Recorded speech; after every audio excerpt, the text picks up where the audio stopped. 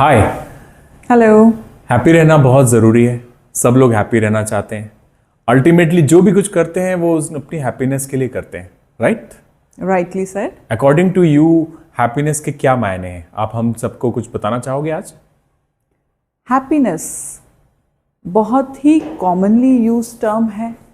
हमारे जो बड़े बुजुर्ग होते हैं, जब हम भी किसी को आशीर्वाद देते हैं, किसी को ब्लेसिंग देते हैं, तो सबसे इजीली सबसे पहले जो आशीर्वाद, जो ब्लेसिंग्स हम देते हैं वो होता है खुश रहो। पर वो खुश रहो और एक्चुअली खुश रहने में बहुत ही ज़्यादा गैप है।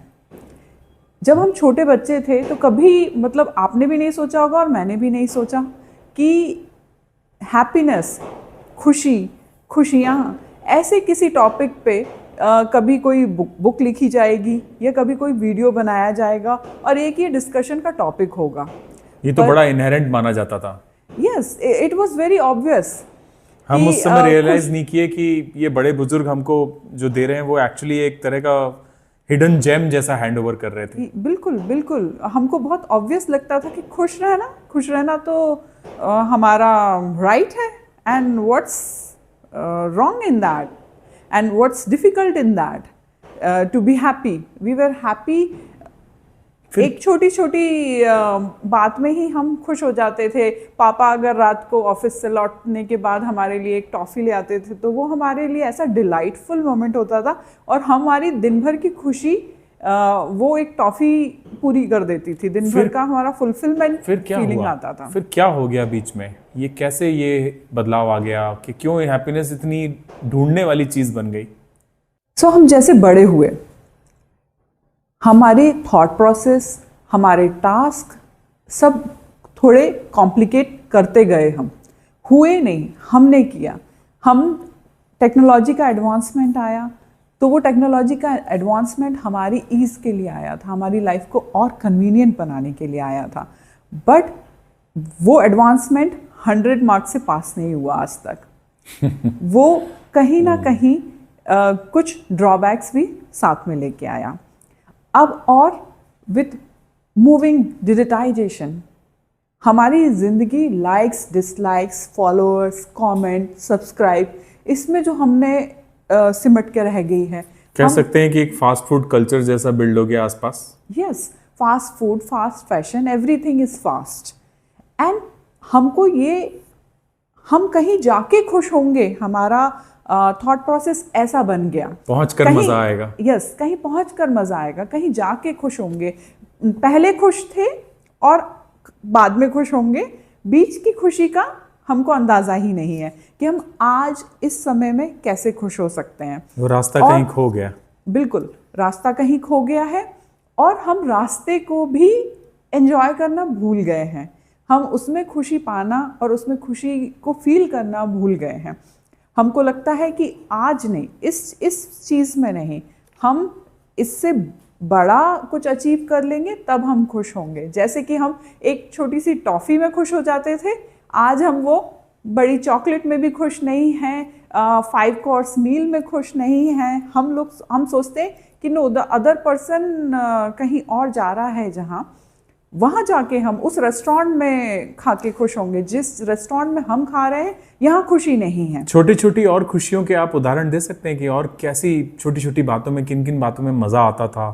हम एकदम ही अलग, हमारे चेहरे पे एक मुस्कान आ जाती थी। जैसे आपने टॉफ़ी का बताया कि पापा आते थे और टॉफ़ी लाते थे। ऐसी और क्या बचपन की यादें हैं जो आपको लगता है कि बहुत हमारी खुशी के लिए इम्पॉर्टेंट थी? हम जब भाई बहन सारे मिलकर दिन में, गर्मियों की छुट्टी हो या विंटर वेकेशंस हो, जो हम बोर्ड गेम्स खेलते थे, दादी नानी के यहाँ जाते थे।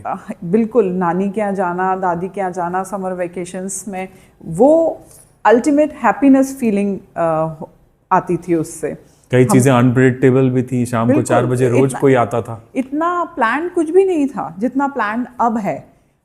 जब हम डोर खोलते थे, I am born and bought up in a joint family, so door खोलते थे तब पता पड़ता था हमको कि कौन आया है, आज कितने लोगों का खाना बनना है।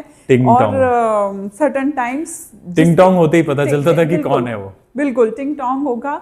जब इवन आई वुड से कि टिंग टोंग भी नहीं होता था, गेट खुले ही रहते थे, ये टिंग टोंग की भी ज़रूरत नहीं थी. I don't remember having a door bell in my house growing up there. So इतने लोग थे कि डोर भी बंद नहीं करने की ज़रूरत पड़ती थी, सब कुछ सेफ था, सब इजी था, सब लोग एक दूसरे का ध्यान रखने के लिए थे. सो वो आई डोंट रिमेंबर कि हमारे पेरेंट्स ने कभी ये बॉदर किया हो कि हम अकेले हैं और हम हमारा टाइम कैसे पास कर रहे हैं, कहाँ एंगेज हैं. राइट नाउ जैसे कि हम बीइंग ए पेरेंट, मैं भी देखती हूँ, अपने अराउंड भी देखते हैं कि हम बच्चे को कैसे एंगेज रखें, ये सवाल भी हम करते हैं. ये सवाल ही पता नहीं कैसे आ रहा है. आई ऑल्सो थिंक सो कि ये सवाल ही कैसे आ रहा है. बच्चे को हमने हमारे जैसा कैसे बना दिया, बड़ों जैसा. वो तो बच्चा तो खुशी होता है, खुशी होता है. हम तो हमेशा से यही जानते थे कि बच्चा तो खुशी होता है, खुश होता है. और दूसरा ऑक्यूपाइड भी होता है, उसका इमेजिनेशन इज ऑन रन, उसकी फीलिंग्स, उसका वो अपना वर्ल्ड पेंट कर रहा है. और उसको हम सोचते हैं कि हमारे जैसा, जैसे कि हमारा इमेजिनेशन अभी स्टॉप हो गया है और हमने कर दिया है फोर्सफुली या अननोइंगली, तो हम सोचते हैं कि बच्चे का भी इमेजिनेशन बंद हो गया है और इसको स्विमिंग क्लास ले जाते हैं या इसको कहीं ना कहीं ऑक्यूपाइड रखते हैं. क्या ये संभव है कि इस मॉडर्न डे लाइफस्टाइल में जहाँ पे इतनी सारी चीज़ें आ गई हैं, अब इसको छोड़ तो सकते नहीं है मॉडर्नाइजेशन को, तो क्या इसको बहुत ज़्यादा सेक्रीफाइस किए बिना वापस किसी हद तक हम खुशियों को वापस ले सकते हैं? क्या ये संभव है? बिल्कुल. पहले तो अवेयर होना पड़ेगा कि एक्चुअल खुशी, हम सबके लिए खुशी के डिफरेंट पैमाने हो सकते हैं, मापदंड हो सकता है, मेजरमेंट हो सकते हैं. तो हमको पहले ये अवेयर होना पड़ेगा कि हमारे लिए खुशी क्या है. जैसे मेरे लिए खुशी है कि मैं मेरी फैमिली के साथ इवनिंग टी साथ में बैठ के पीऊँ और डिस्कस करें कि हमारा दिन कैसा गया.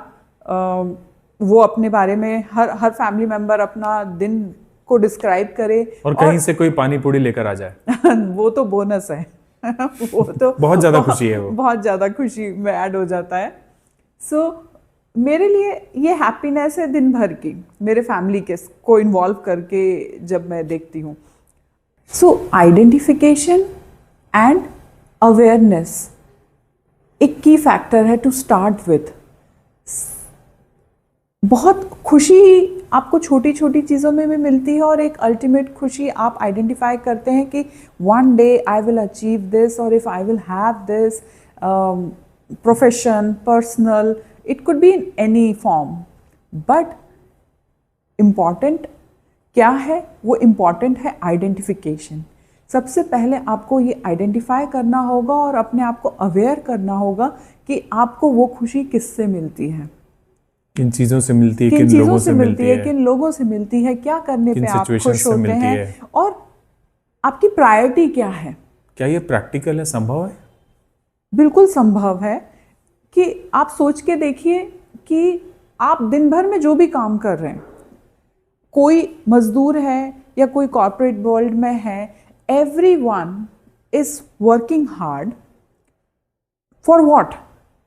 अगर वो खाना अपने प्लेट में खाना लाने के लिए हार्ड वर्क कर रहा है तो वो खाना खा के भी वो क्या अज्यूम कर रहा है या क्या चाह रहा है? खुशी चाह रहा है.